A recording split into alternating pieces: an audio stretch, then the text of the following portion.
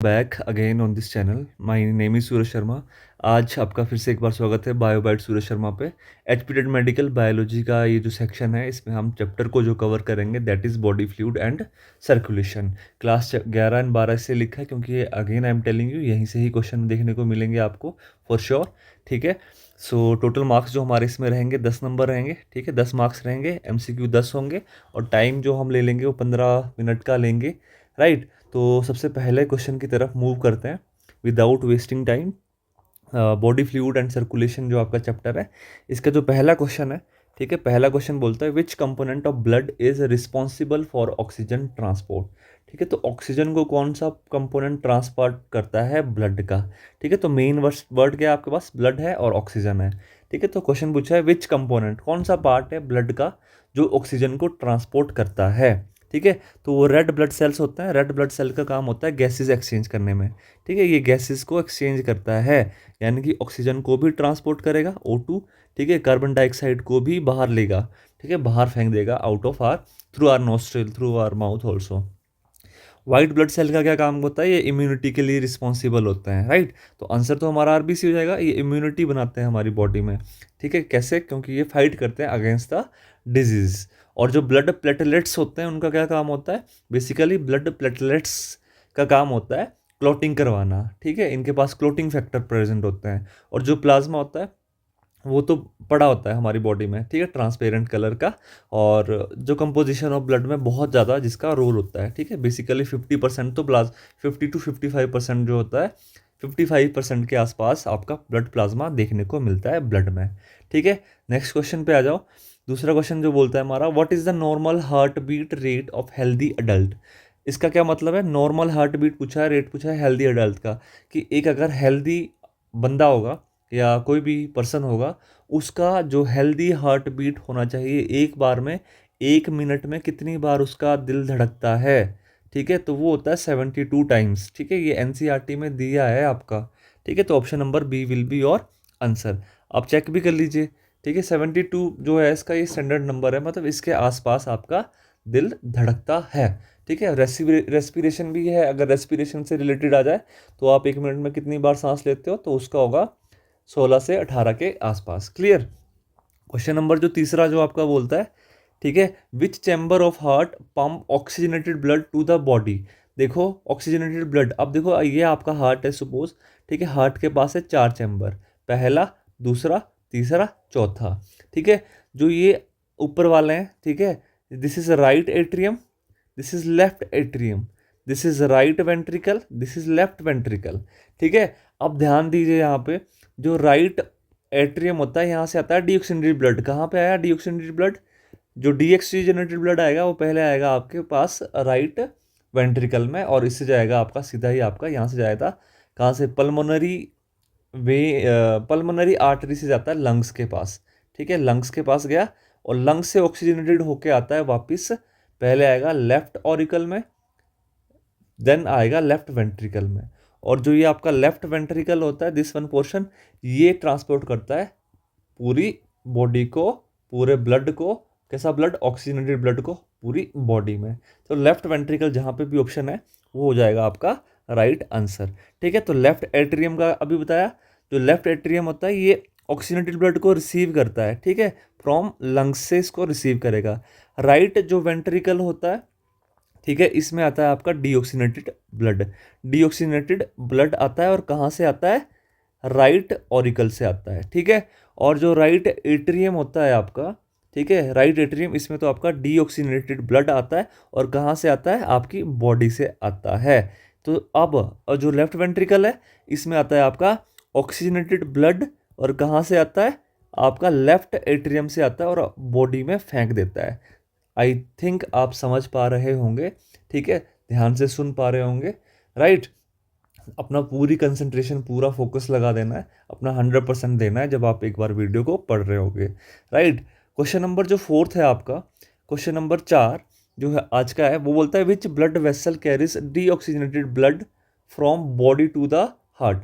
यानी कि बॉडी से हार्ट में कौन डीऑक्सीजनेटेड ब्लड को लेके आता है। ठीक है, तो जो इसका आंसर होगा आपका, देखो पहला पल्मोनरी आर्टरी, क्या यही ऑप्शन है? या पल्मोनरी वेन? देखो फ्रॉम बॉडी टू हार्ट पूछा है ना, तो पल्मोनरी आर्टरी तो कैसा ब्लड लेके आती है, ठीक है। वैसे आर्टरीज ऑक्सीजनेटेड ब्लड के लिए होता है, पर जब पल्मोनरी लग गया तो ये एक्सेप्शन होता है, ठीक है। ये डीऑक्सीजनेटेड नेटेड ब्लड को लेके आता है, ठीक है। और जो पल्मोनरी वेन होता है इसमें ऑक्सीजनेटेड ब्लड आता है, ऑक्सीजनेटेड ब्लड आता है, और ये कहाँ पे जाता है, राइट लेफ्ट एट्रियम में आता है, ठीक है। डी ऑक्सीजनेटेड ब्लड कहाँ पे आएगा, जो ऑक्सीजनेटेड ब्लड है वो आएगा लेफ्ट एट्रियम में। और जो पल्मोनरी आर्टरी है वो क्या करती है, राइट वेंट्रिकल से लंग्स के पास डीऑक्सीजनेटेड ब्लड को फेंक देता है, ठीक है। फिर दो ऑप्शन बचते हैं, वेना कावा एंड आयोटा। जो वेना कावा होता है वो आपका ऑप्शन होगा। ये जो वेना कावा होता है from the body of heart, यही डीऑक्सीजनेटेड ब्लड को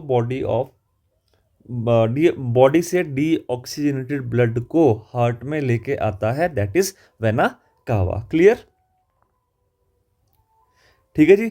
क्वेश्चन नंबर जो पांचवा आपका बोलता है, what prevent back flow of blood in veins. देखो जो हमारी वेन्स होती है, ठीक है, ध्यान से सुनो, जो वेन्स होती है हमारी ये कैसे होती है, इसमें कौन सा ब्लड आता है, मैक्सिमम इसमें डीऑक्सीजनेटेड ब्लड आता है।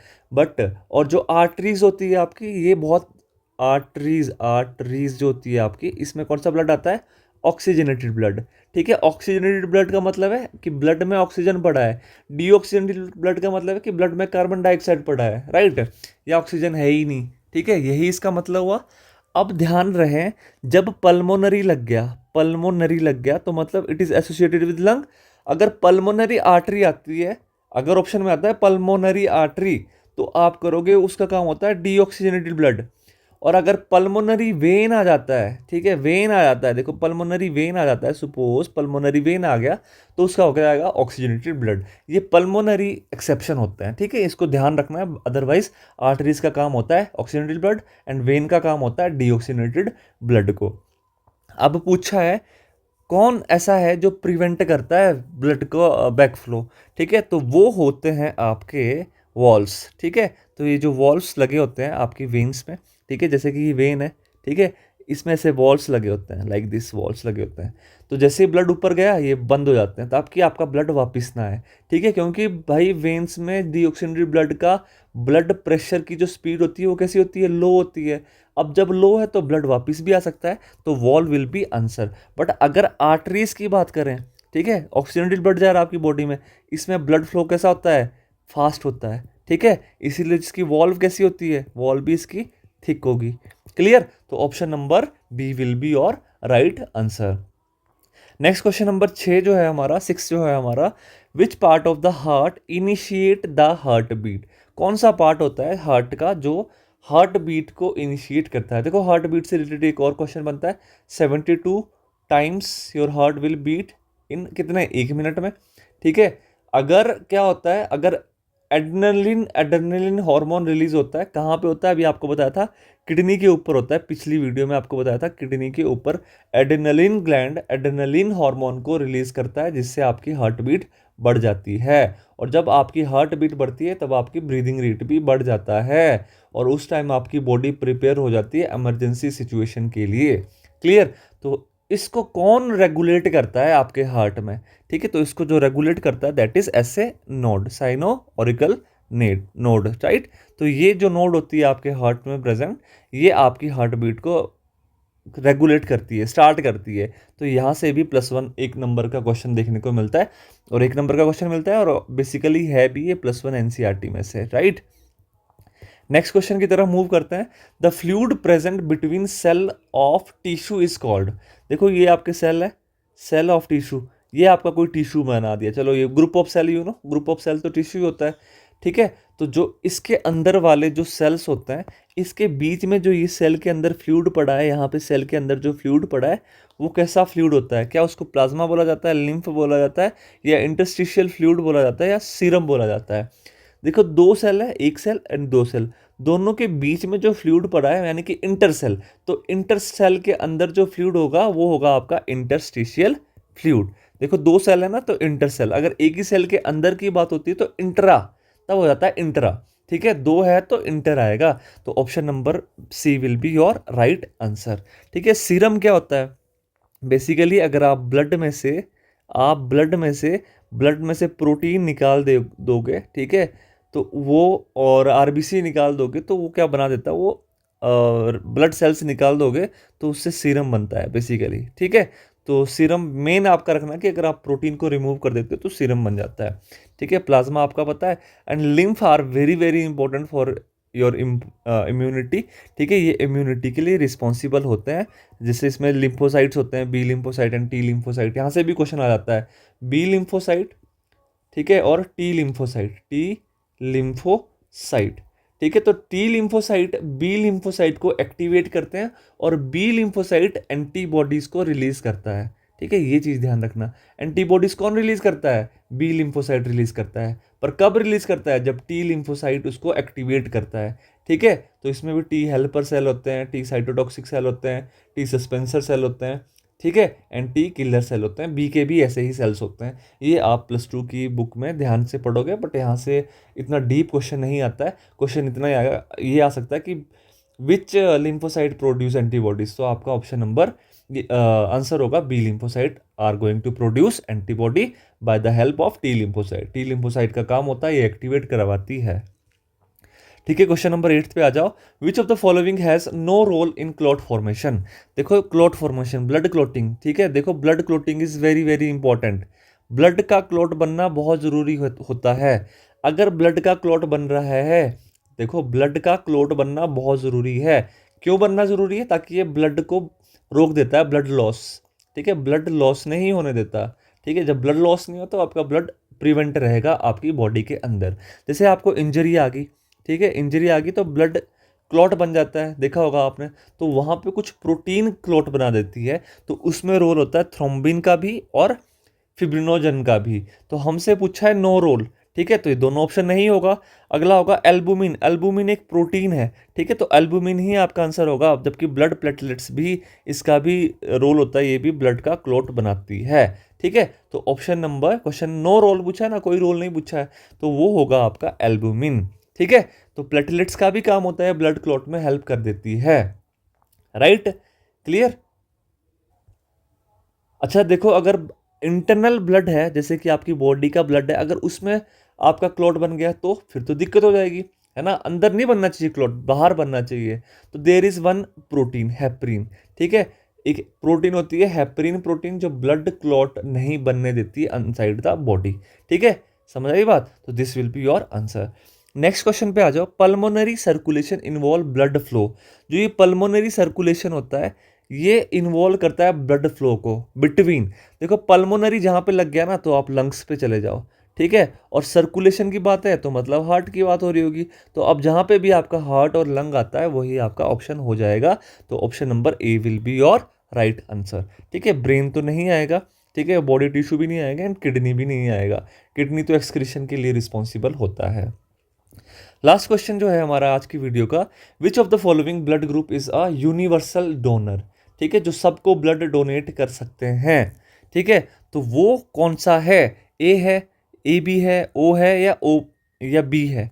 देखो जो ए ब्लड ग्रुप होता है वो यूनिवर्सल डोनर नहीं होता, क्योंकि इसके पास ए एंटीजन होता है। एंटीबॉडी इसके पास बी होती है। ए बी ब्लड ग्रुप आते हैं इस पे, ओ पे बाद में आते हैं। जो बी ब्लड ग्रुप होता है उसके पास कौन सा एंटीजन होता है? ए बी सॉरी बी होता है, और एंटीबॉडी कौन सी होती है? ए होती है, ठीक है। और जो ए बी ब्लड ग्रुप होता है उसके पास एंटीजन क्या होंगे? ए बी, ठीक है। और जो ओ होगा उसके पास कोई भी एंटीजन नहीं होता है, क्लियर, ठीक है। तो इसके ए बी ब्लड ग्रुप के पास कोई भी आपका सॉरी एंटीजन तो ए बी है, बट ब्लड ग्रुप कोई भी स्पेसिफिकली प्रेजेंट नहीं होता है। और जो आपका ओ ब्लड ग्रुप होता है इसके पास तो कोई भी एंटीजन नहीं होता है, बट इसकी जो एंटीबॉडी होती है वो हो सकती है ए बी है और बी भी हो, ठीक है। तो अब यूनिवर्सल डोनर पूछा है, ठीक है, जो सबको डोनेट कर सकता है ब्लड, तो वो होगा आपका ओ, ठीक है। तो option number C will be your answer, ठीक है। क्यों है? क्योंकि इसके पास कोई एंटीबॉडी नहीं है, ठीक है, सिर्फ एंटीजन है। तो जब एंटीबॉडी नहीं है तो ये रिएक्ट ही नहीं करेगा किसी के साथ।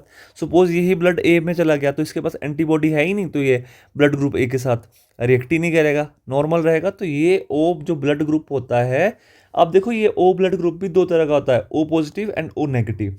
अब इसमें से अगर डीप क्वेश्चन पूछा जाए आपसे तो ओ पॉजिटिव है या ओ नेगेटिव है, which blood group is known as universal donor.